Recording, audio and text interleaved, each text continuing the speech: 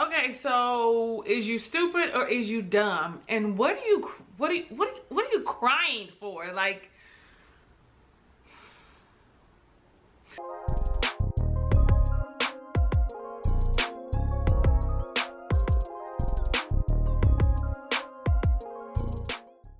what's up? How you doing, Ray of Sunshines? I am your girl, Talisa Ray, lifestyle coach. We are reviewing Married at First Sight, season 12, episode number 4, romance or regret. Listen, just about everybody on here is in the middle of regret if you leave it to me. So if you're new here, I go couple by couple, not scene by scene. It's just easier that way for me. And I'm going to start with who we saw first, which was Virginia and Erik.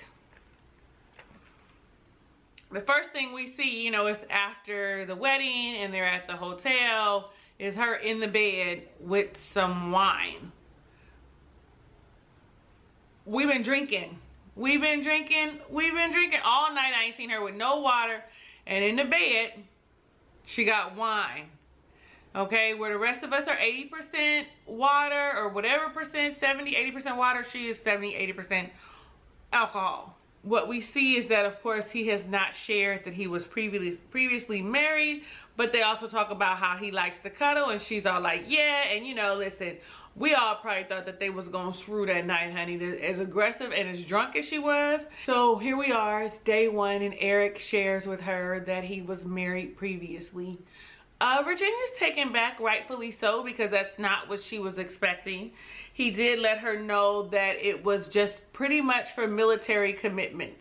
Like, in order to have someone stay over when you're in the military, you have to be married. They didn't have like a ceremony.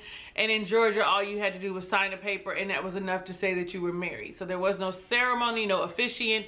They didn't even have no rings, honey, but that marriage lasted for 6 years. So I imagine that was the entire time that he was in the service. And then, of course, we know that he's been divorced for about 3 years.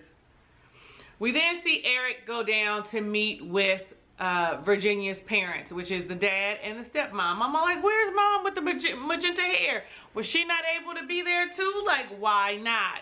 Do they really not get along that well? Like, I guess maybe that's why they had him talk to the mother at the reception. Nevertheless, he shared with the family that he had been married previously, but that there's no ties. I haven't spoken to her in years. I think she's even gotten married. Like, I don't know anything about her and what's going on. And so dad is all like, listen, as long as it's not recent and that you care about my daughter and that you treat her well, I'm okay. Because Virginia is used to seeing, you know, marriages come and go. Okay, that's Virginia's problem, right? He also tells her, he also says to Erik, listen, be mindful. She's 26, not 33, right? And so you saw her with her friends. Pretty much means she's a party girl. She likes to drink. And you're older than her, so you have experienced that. So you need to take that into consideration as you go throughout this marriage because of who she is. Well, Virginia is sitting with his mom, and I don't know who the lady was. I don't know who the lady was. I don't know who the little girl was. Was the little girl his niece? I have no clue. I didn't even look at their names. But the mom tells her, listen, it's lonely as a pilot's wife. Let me tell you that now. And that you'll be by yourself 4 days a week. Now listen, for me, that's the ideal marriage. Anybody out there got some pilot friends that want to start dating and maybe there's some connection and chemistry? Because listen, I like my private time the same way Virginia said that she does. But we know that while he's gone, Virginia will have herself a funky good time. Yes. We know that she is going to hang out with her friends. Maybe she won't. Maybe we're wrong. Maybe not. I'm shocked she didn't have a drink sitting at lunch with her in-laws. Then she brought up children. Like, I really want grandchildren. Like, I hope you want children. And Virginia's like, I'm 50-50. But definitely not right now. Honey, the snap of the two ladies in the heads, like, she been ready for grandchildren forever. So for her, she want Virginia to hurry up and have a baby, okay? When they get back together in the hotel room, they talk about how her dad mentioned like that she likes to go out, and he says that he understands where she's coming from, because he did it in his college days and he's over that and he's more settled now. And I'm all like, so you just gonna go along with this? You know dang on well that it's not what you would want, Erik. You gonna say that you understand? Okay, you might understand it, but you need a definite agreement. So he says something like, as long as it doesn't affect us and that we're okay, then we're fine. Baby, let me tell you, it is going to affect you, unless she just does it while you're gone, and that's gonna affect you, because we keep seeing in the previews that you might be a little jealous. So we have to wait and see about that. Because she's all like, I'm a drinker and I'm not gonna stop. Well, there's that. We find out that the honeymoon is in Vegas and that they are staying at Mandalay Bay. Now you know that we are in a full-on whatchamacallit, and so they have to go places that are open. And I feel like, oh, they get a disservice because you going in the continental U.S. Versus, you know, out of the country to Mexico, to Puerto Rico, to wherever. You get to go. They couldn't go to Hawaii? Hawaii would have been nice, but Hawaii is all like 14-day quarantine when you come in, so that's out. I feel like Vegas is going to be a problem for Virginia because, you know, Vegas is really a party town, but not right now. Like, there's no lounges open, no clubs open. You know, you get to gamble and you get to drink, okay? I'm sure they're going to find things for them to do, but I think this is going to be a problem. And what I do see is that as soon as they get there, he wants to check out the room, explore the room. She wants to go check out the mini bar, okay? He's all like, no, what are you doing? It's going to be a problem. Anybody who thinks otherwise is delusional. Her drinking is going to be a problem. Her age and immaturity is going to be a problem. And because he's a pilot, I think about how much control he likes to, like, that he's going to have, like, and military, right? Everything's a specific kind of way.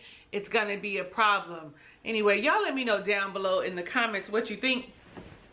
You know how I feel. It's going to be a problem.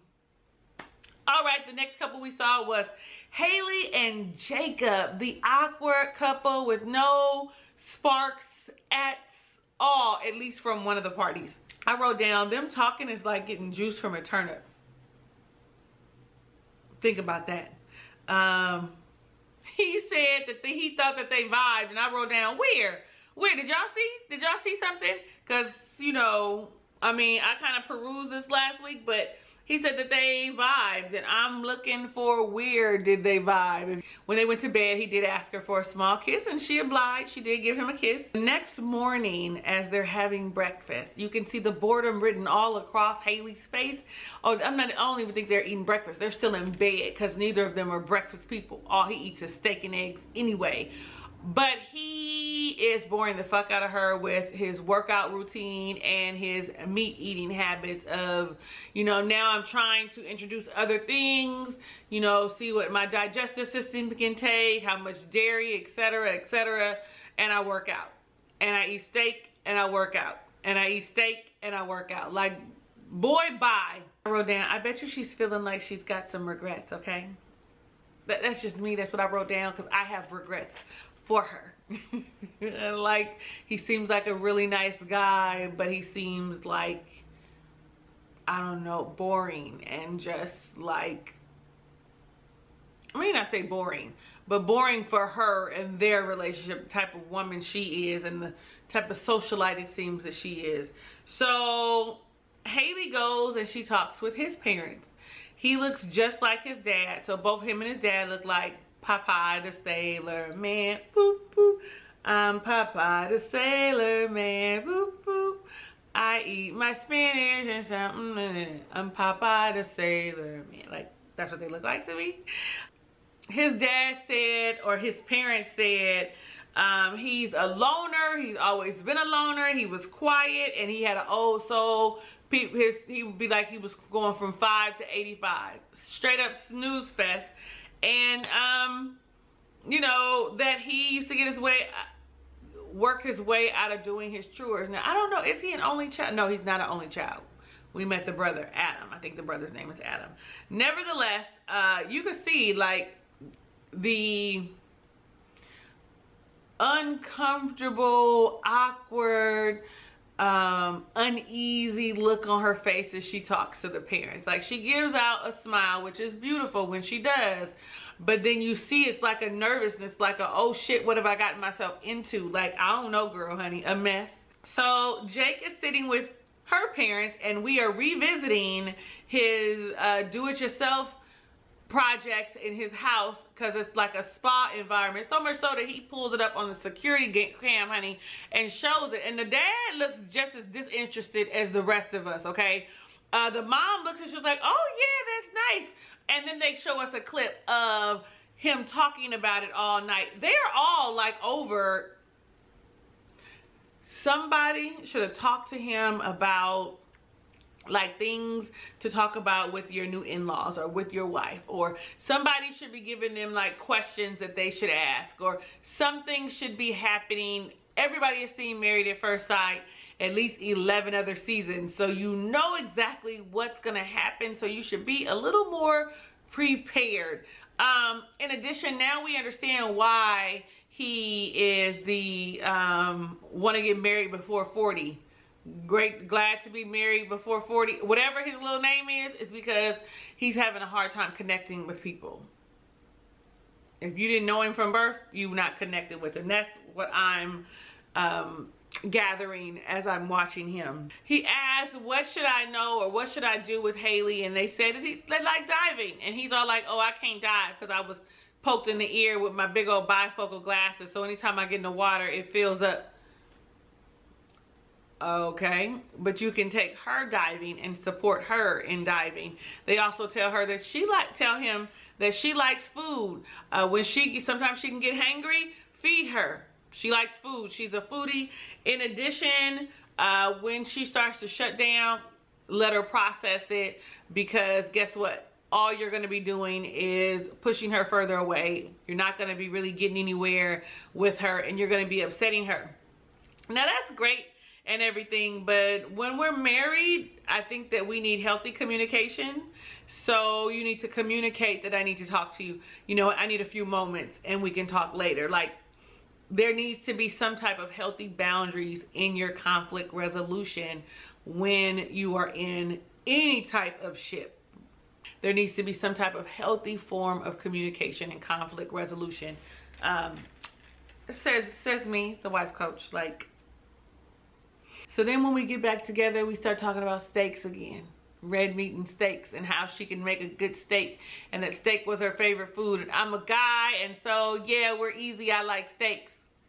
She does not care about steaks. Fortunately, he moves on to talk about them giving her advice about her shutdowns. We find out that Haley went to Vegas last year 7 times. You know, she said for work.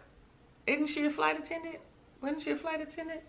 When they're getting ready, when they find out about the, you know, the honeymoon or whatever, and you see like Jacob going through his stuff.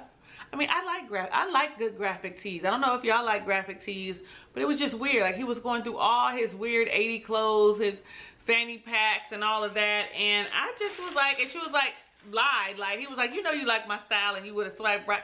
She was like, yeah, you got a cool style, girl, stop lying, because you know you don't like no fanny packs and you think them graphic tees are immature. Okay, now I feel like you can dress a graphic tee up and it can look a specific way and you have all of it together. Then I wrote down, they had some champagne and they went to bed. He went to bed with that t-shirt he had on all day. Y'all seen it. He didn't even take the t-shirt off. He just took his jeans off. They're on the side of the bed and he had that same grayish whitish t-shirt.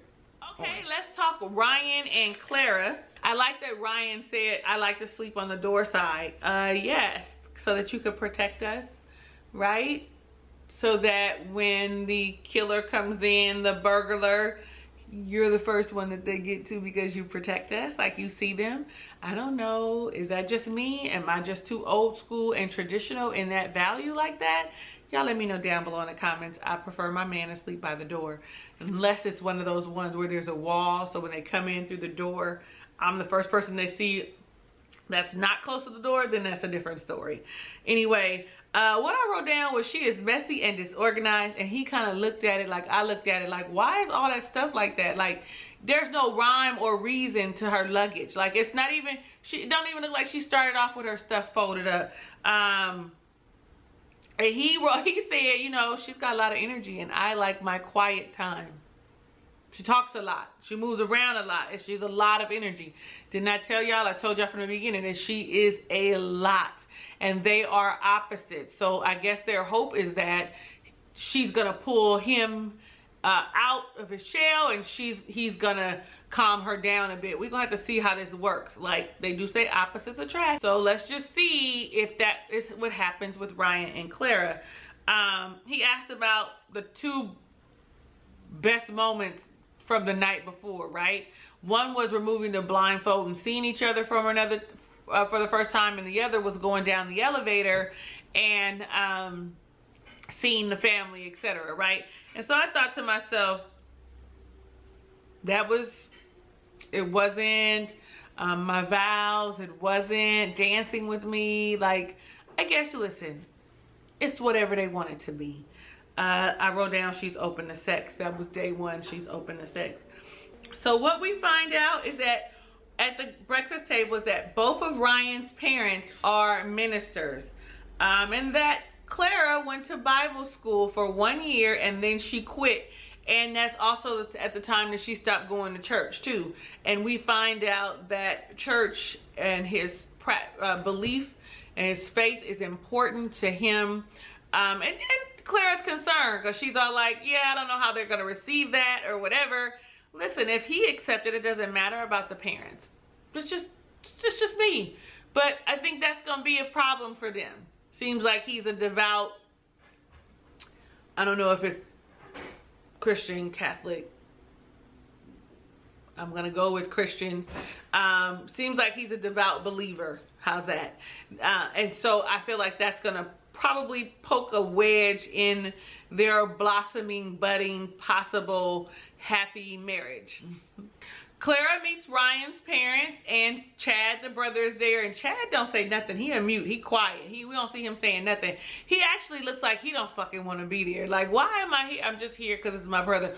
Who's the oldest? He really looks like disgusted and doesn't want to be there.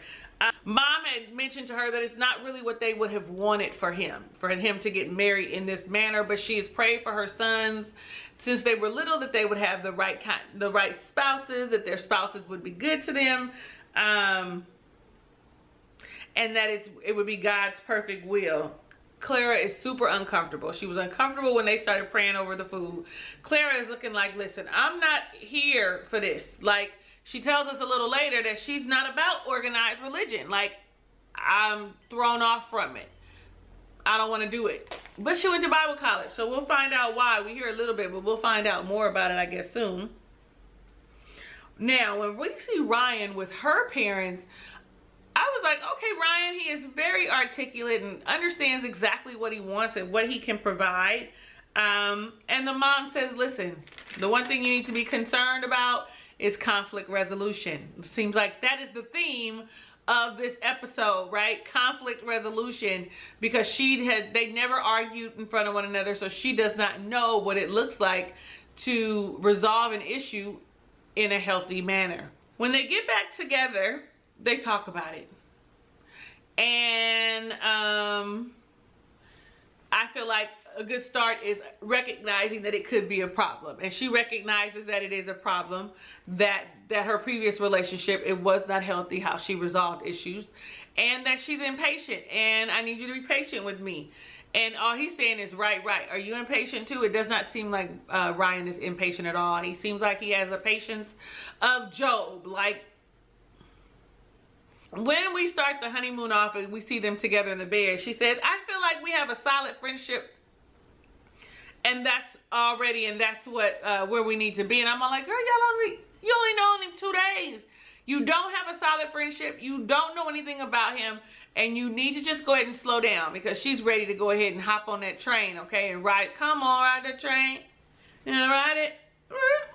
Nevertheless, I'm going to skip over Paige and Chris because they were who we saw next, and I'm just going to go ahead and go to Brianna and Vincent, whom I think we all seem to adore. Vincent says that he likes that she's petite and beautiful and has a nice little body. Brianna, of course, we already know that she's shallow, and she's like that he's tan and he's tall. It's exactly what she wanted. Day one, I was like, there's the boss. She's already showing up.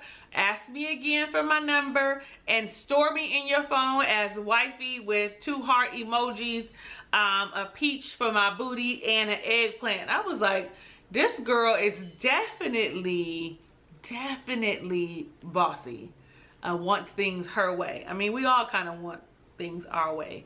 We see Brianna, and she meets with the cousin, the aunt, and I don't know who the other guy was. I'm gonna go with, it was his uncle. And they said not Brianna, but the cousin played no games. Like, okay, what do you have to offer? What are you gonna do? What, you know? And Brianna had no problem answering, like, hey, this is what I have. I'm an engineer. I've always wanted to be in a relationship. I feel like we're off to a good start. I'm going to blah, blah, blah, blah, blah. You know, pretty much like protect his heart and be in this for the long haul with him. You know, it always sounds good until the shit hits the fan, okay? So my hope is that they do well together, because I do like them together. What they did say for them to be wary of, what they said for her to be wary of was that he works a lot. That he works a lot, that he is a workaholic, but as an entrepreneur, that's exactly what happens. There's nobody else paying your paycheck. So if I don't work, if I don't put the hard work in, then guess what happens? We ain't got no money coming in. So yeah, I'm gonna work on the weekend. Yeah, I'm gonna work all night. Yes, I'm gonna bring my laptop with me in my backpack because I'm the money maker. The cousin also said, you know, well, you know, when he gets upset, and you will need to calm him down. Vincent with her family is the mom, the sister, and the best friend. Shares about his last relationship and why it didn't work. Mom is like, listen, I'm protective.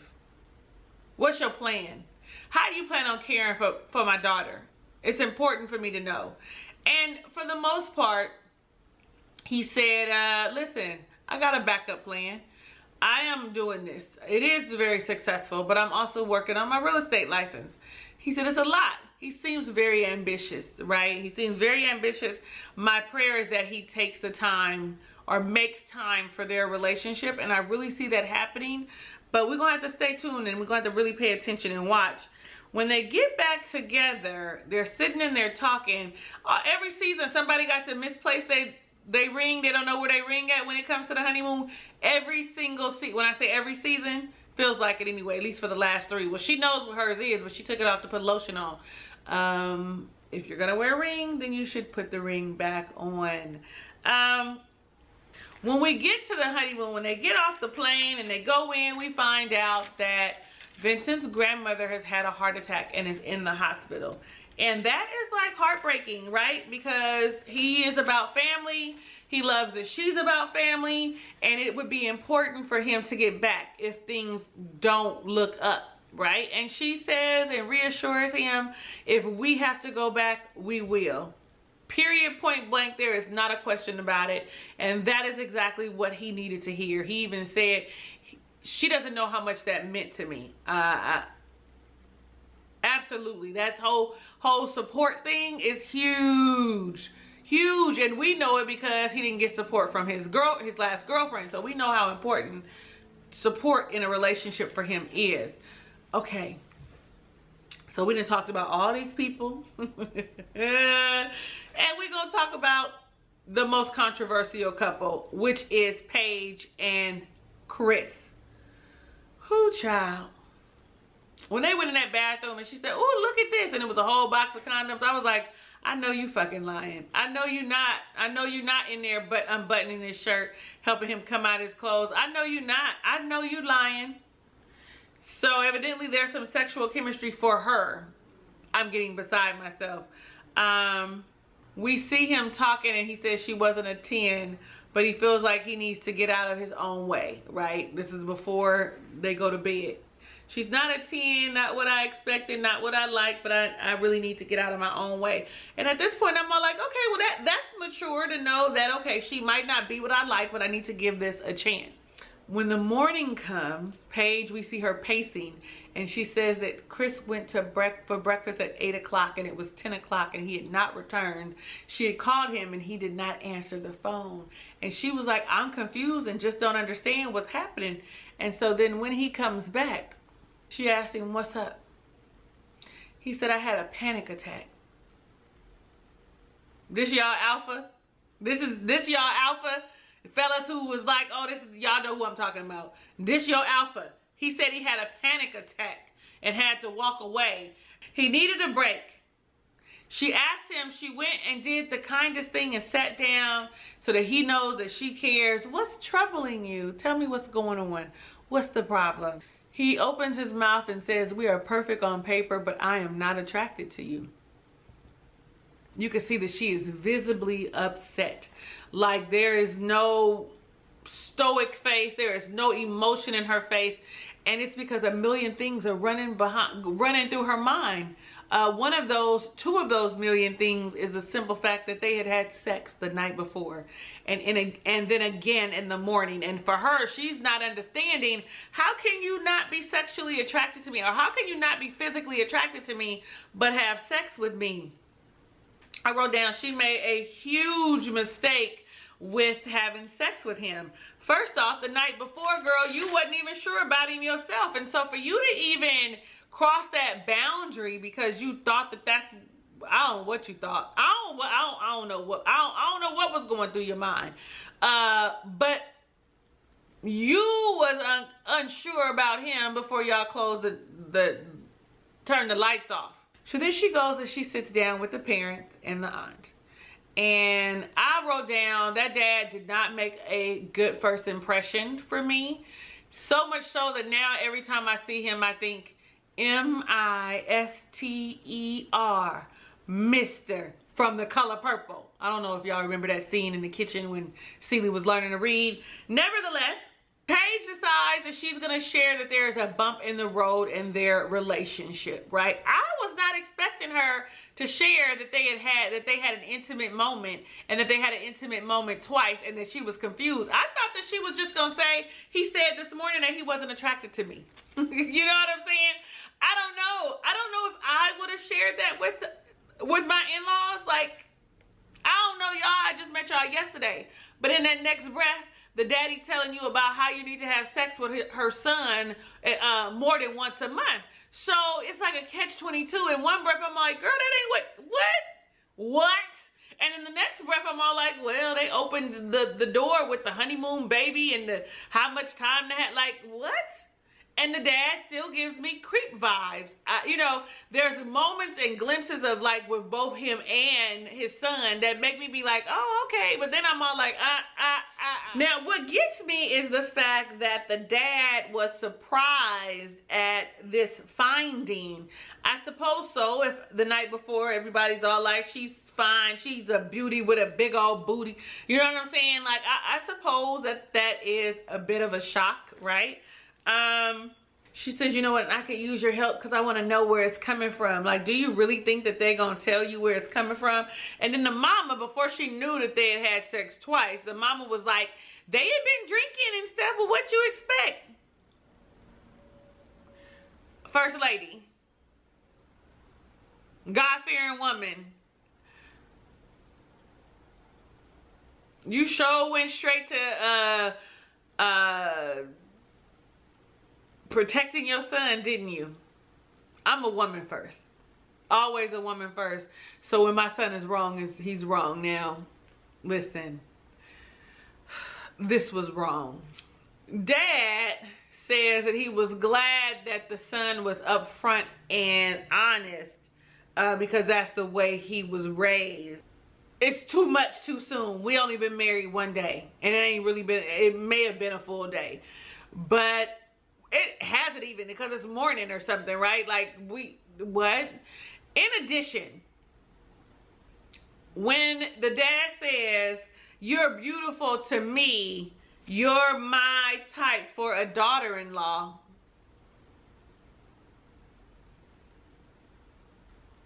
Now, I know maybe we be overthinking stuff and maybe we reading too much into it, but the energy just doesn't feel right. You know what I'm saying? The energy feels like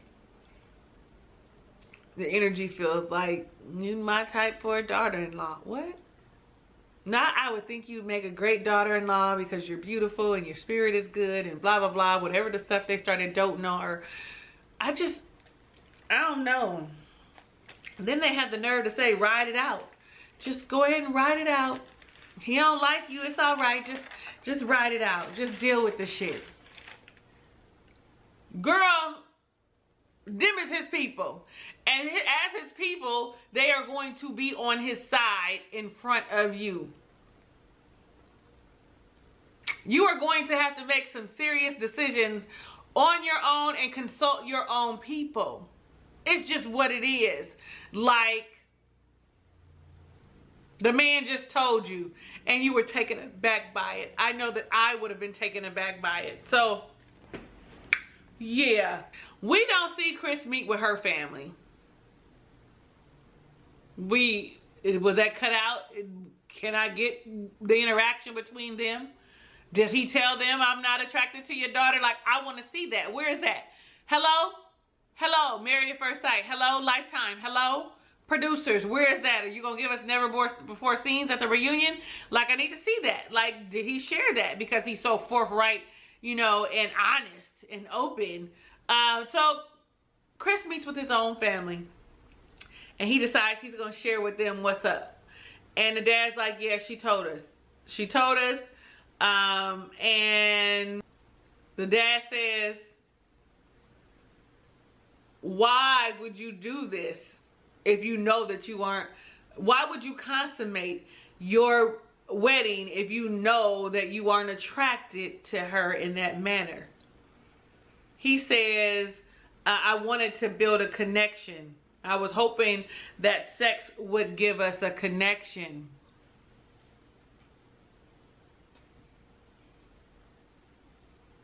That's what he said. Now, I don't know if you're going to agree with me or not, but I'm going to share this with you anyway. And I want you to take it with you and mull it over. Sex is 80% mental and 20% act. So if I don't like you, I'm not vibing with you, I'm not drunk and have no all my faculties are in order, that 20% is not enough for me to be into it. But if I like you, if we vibe, if we have a good time and a great conversation and all of that stuff, let me tell you how that 80% heightens the sexual experience. It is 80% mental. Fine if some of y'all want to say 70, but the higher percent is the connection that you have with someone before you have sex. Even if you think about it, even if you do have one night stands, if you've ever had one, go ahead and raise your hand. In the process, while you're there and you're drinking, there is chemistry and a connection that you have with the person that heightens the sexual interaction, right? So I don't know, y'all can agree with me or not, but please do it down below in the comments because I'm just like, what? Anyway, this is already long enough, but it's what it is. Then he said, after having sexual intercourse with her, that there was nothing, there still was no connection. So that's why you did it the night and then in the morning to make sure that there was no connection, there was nothing there. Paige, I hope you watching this and looking like, and I hope you're watching this and I hope that you are really like thinking about the choices that you made. I hope you didn't stay with him, child. Lord have mercy, Jesus, on my soul. He is very honest and very blunt, but I think he has no tact. He has no tact. He said that he was embarrassed and that he felt like that's some stuff that she should not have shared with his parents. Now, I'm in agreement there, but I also feel like the dad opened the door. Like y'all have those regular conversations. He opened the door, but I feel like me personally, I'm not sharing with my in-laws what I'm doing in the bedroom. I am gonna call my people when he tell me some shit. Like, first off, I ain't even like him that much, so he wouldn't have been getting my goodies. my goodies, not my goodies, okay? Because she said she didn't like you. There was some stuff about him, and she should have held true to that and stayed with that emotion. Okay, the one thing I did like was that the dad said, listen, son, don't break her heart. I did like that, but let me tell you how it's almost too late. It's almost too late, and she's breaking her own heart. Unbreak my heart, say you love me again. Child. So when they get back together, homeboy is crying. Can somebody tell me what he's crying for? He talks about the embarrassment of sharing with his parents. Like, why would you share this? I wouldn't share it. I'm private. The things I do in private with my wife, our sexual encounters are our business. She's looking for help and trying to understand, I suppose. She said that she asked her guy friends, and they was like, yeah, no, I ain't never had sex with nobody that I have never been physically attracted to. Now, I'm gonna have to call bullshit. I'm gonna have to call bullshit, because there are a lot of people who have sex with people who, specifically men, who have sex with people that they aren't necessarily attracted to, because sex for them is sex for the most part, not for all people. Fellas, help me out here. Let me know down below in the comments if you can have sex with someone that you just met and not necessarily, like, just, you know, them one night stands where y'all be drunk and then you forget what they look like and you wake up in the morning and you be like, oh damn, that kind. Yeah, I'm almost done, y'all. He says that I'm from Chicago and there's some things we just don't do. We don't talk about, you know, we don't parent, spouse, kid. I'm all like, boy, shut up. You was crying. Shut up. You was not part of the south side of Chicago that's real hard like that. Sit down. Sit down. Sit down. You crying because your daddy know that you didn't. Oh, it's because it's his belief practice. Now your daddy know. Well, your daddy's probably a hoe too. She tells him, it seems like you have a problem with a lot of different things. When he says, I just have a problem with, you know, you sharing our business. He gets up and he walks away. Like, learn conflict resolution. Because I was going to say like a bitch. Instead of sitting there and having a conversation with her, right? The one thing about Paige is that she has had the same level of reaction the entire time. You can see her keeping her composure. Now, I don't like her voice, you know, and I need some levels to it, but I commend her for being able to keep a level head through all of this mess. He tells her in the hallway that he feels disrespected, and she says, so do I. He was like, whatever. You think, is what she's saying. You can see now she's starting to get a little irritated. You feel like, oh no, major disrespect. Y'all both are in disrespectful places. Let him tell it. I don't think she well, I don't know shit, y'all. Did she disrespect him? Y'all let me know. By sharing, I think the door was open. I don't think that she meant it in a disrespectful way. But she feels disrespected because you slept with me and you didn't even like me. Like, I feel used and dirty, and oh my God. He says, I should be able to tell my wife, good or bad, no matter what it is, have a conversation with her. And I said to myself, really to the TV, and vice versa. You need to afford her that same grace. So what you're talking, she needs to be able to explain how you made her feel. Like, she thought that you were attracted to her. That is why she gave up her goodness and mercy. Not because of anything else. Not because she just was feeling it. She thought you were attracted to her the way she was attracted to you. It's just that simple. Child.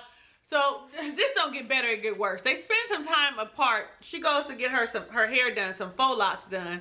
I do like the faux locks on her. And she comes back, and she's back to grand delusion. Grandeur of delusion. She's delusional as fuck, okay?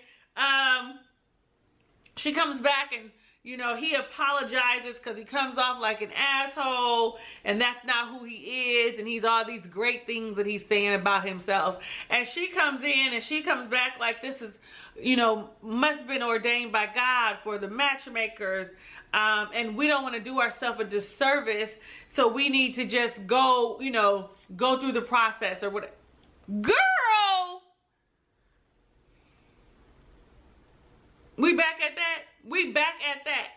We back at this was manifested by God and he wanted me to be stupid. The Bible said don't be no fool. Don't be foolish. Are you probably need to take a step away, and if you are a believer, do some fasting and praying away from like separating your emotions out of this, because you, girl. So when they get ready to talk about the honeymoon or whatever, she asked him what is he looking forward to, and he's like, a fresh start and getting to know one another. Okay, that's cute, but I don't want to know you. And she shouldn't either. You don't want to know her. It don't seem like you are interested in her even still, because he's shallow. He says to her while they're in Vegas, his main concern is us. That they've had, you know, they talk about both of them somehow, some challenges, and oh, he said we've had the hardest part, so it should be easy from here on out. She says, you know, we need to work on delivery, and she was grateful that he's honest. Okay, yes, I do value honesty, right? But I also value respect and compassion, right? I also value kindness, right, when you're talking to me. So don't go getting caught up in just somebody being honest and open with you. Understand that they need to respect you as well. And if he was honest and open, like you said, Paige, he should have told you before you opened up your legs and gave him some of that lockbox, okay? Like, I'm not understanding what her mind frame is or her mindset is. Listen, so as it relates today, when it comes to these couples, everybody but Brianna and Vince is a no for me. Clara and Ryan is a maybe, but I don't know. So everybody is a no. I don't know what's going to happen and if anything is going to change my mind, but I'm here for it. I'm watching, and it looks like maybe this next episode we find out that this baby is coming and we get to start talking about that. I am your girl, Talisa Ray. Thank you so much for watching my review of Married at First Sight, Season 12, Episode number 4, Romance or Regrets all the way around. Everyone needs conflict resolution. It's time for the experts to come in, but they won't come in until after the honeymoon and help them get through these issues that they have. If it's your first time visiting my channel, click the subscribe button to become a ray of sunshine and the notification bell to be alerted of when I upload videos. Share this video and like it with your friends. I love you in real life and want every good thing that God has in store for you, even if you don't know what that is for yourself. Hugs and kisses and lots of love. I'll catch you on the next review.